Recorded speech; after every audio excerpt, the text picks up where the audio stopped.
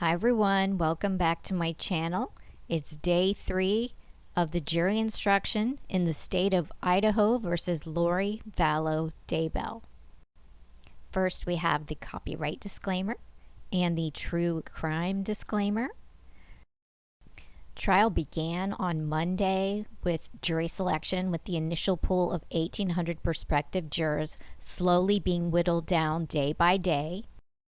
Lori has been charged with 2 counts of first-degree murder in the deaths of her children, JJ and Tylee, 3 counts of conspiracy to commit first-degree murder in the deaths of JJ, Tylee, and Tammy Daybell, and 2 counts of grand theft in connection with Social Security fraud, the benefits that were supposed to go to the children following the deaths of JJ and Tylee. Here's a scribble from the court sketch artist. As you can see, Lori today was wearing a black shirt with her glasses. Just to be petty, she's wearing that stupid little Pebbles, like Pebbles and Bam Bam from the Flintstones, that stupid little Pebbles ponytail. And there's been times in my life that I've worn that. Now, seeing it on an older woman like me, I'm like, no, don't do that again. It's not flattering.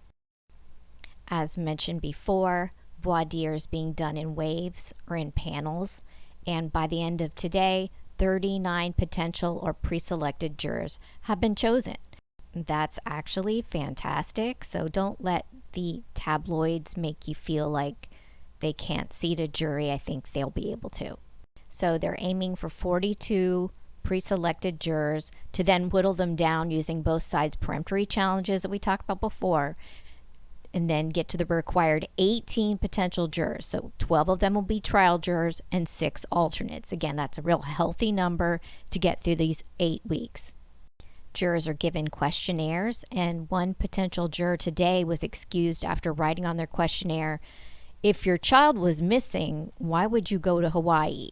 So of course, after they saw that, both sides questioned the juror regarding the statement, and eventually she was let go for cause. So those are the kind of things. If someone knew a little bit of information, it's good that they wrote it down, what they knew, and then when they were questioned about it, it was found that maybe they couldn't be unbiased, so they were let go for cause.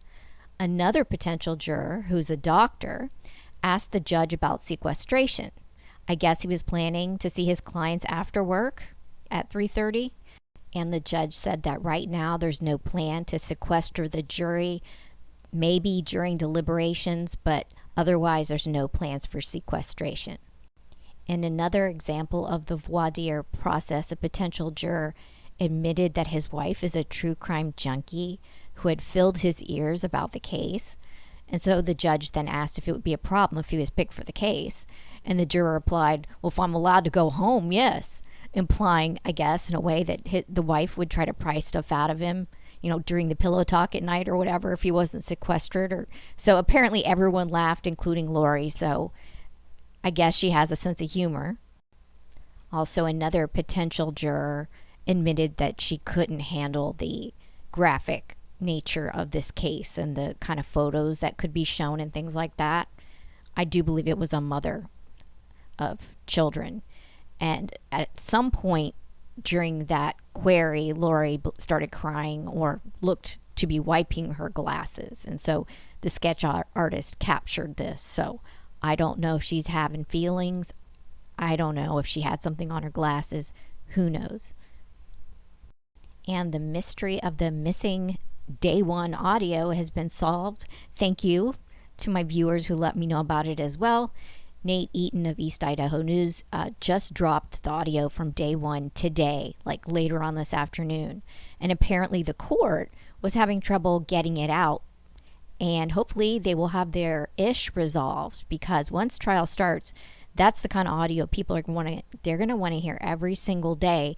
And I don't know why the court at the end of a recorded audio file can't just email it out to whomever's paid for it. So, listening to 2-day-old audio while a trial is currently ongoing will be untenable for most people covering this case unless they're in the overflow room. So I sure hope they get their ish together.